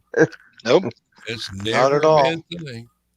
And Uh, for our listening and watching audience at home, thank you very much for being here with us tonight. And we will be back next Thursday God willing, and the creek don't rise. And if it does, we'll just have the show from the Ark. Yeah, really. Joe Dog's Ark. We got a rowboat somewhere. Y'all see me standing in the river in the creek somewhere. You better have a fly rod in your hand, because Yeah. that's about the only way I want to see you standing in the river. No trout lines. The salmon are really thick around here, and I'm going, what you doing in Washington, boy? Heard there was good fishing up here. In any case, thank you both for being here with me. Yeah. Thanks to Chris. Thanks to Stephanie, even though she didn't make it in tonight for Last Man Standing. Nope. She was a lot of fun there in Stupid O'Clock.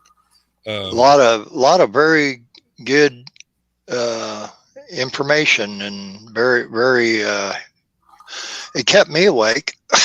Hey, and Stephanie is a fountain of knowledge. Let me tell you. Yeah, it was real fun. And she loves to pass that knowledge on to other people. So, and we didn't get Joe Dog banned. Damn it, we'll have to try harder. We got to work on that next week. That we know of yet. That we know of. So, like, curse you, Red Baron. All right, it's after 3. Okay. And even what was that blasted band from Norway? Golden Earring. Golden Earring called it quits after 2 a.m. So we're doing great. Thank everybody. It's been fun. We'll do it again in just a few days. And thank both of y'all, especially for being here to the end of the show. Otherwise, I'd be sitting here talking to myself and nobody would be entertained. Or you might be sleeping. You never know. That's what I was going to say. But I only do that when I don't want to. Yeah. When I want to sleep, I can't. When I don't want to sleep, I'm snoring. I was about to say, I guarantee you he'll be up to 5 o'clock in the morning. Yeah. Oh, I don't doubt it. I slept till noon 30 today. Yeah. Well, Bill, I was up at 11. Bill kept me up all night in the green room. I mean, I had important StreamYard questions to ask you. I think we covered more than StreamYard there, Bill. We did. There was a lot of stuff. My lips were sealed, but I actually learned a whole lot more about Bill than I ever knew was available to learn before.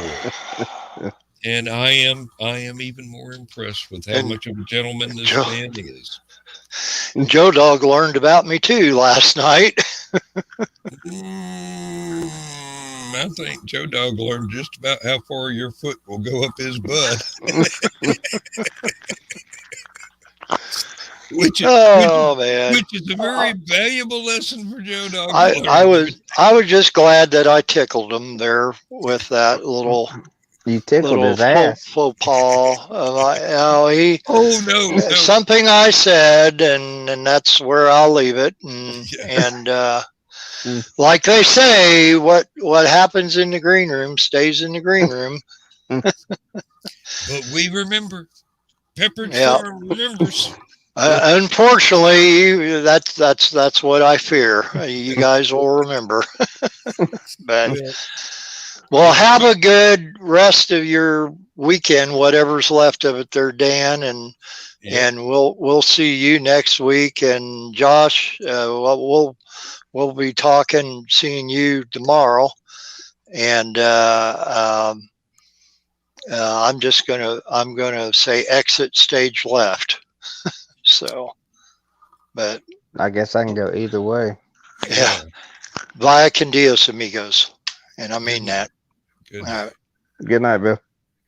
And basically, let's just say it's been real and it's been fun. And it's actually been real fun. Yeah. So, Salute. we will do this again, and it won't be soon enough to suit me. Let me tell you. Yeah. But next week will not come soon enough. Uh, Salute, everybody. Good night, Josh, and good night, Mrs. McGillicuddy, wherever you are. Good night, my friend. And if you get out on the road tomorrow, stay safe. If it's icy. I ain't planning to get out on the road till Monday morning when I'm If you got to get supposed out. to go to work. And if it's been a really crappy weather weekend, I may just call in and go, I'd rather stay alive than be there and get paid. There you go. See y'all Tuesday.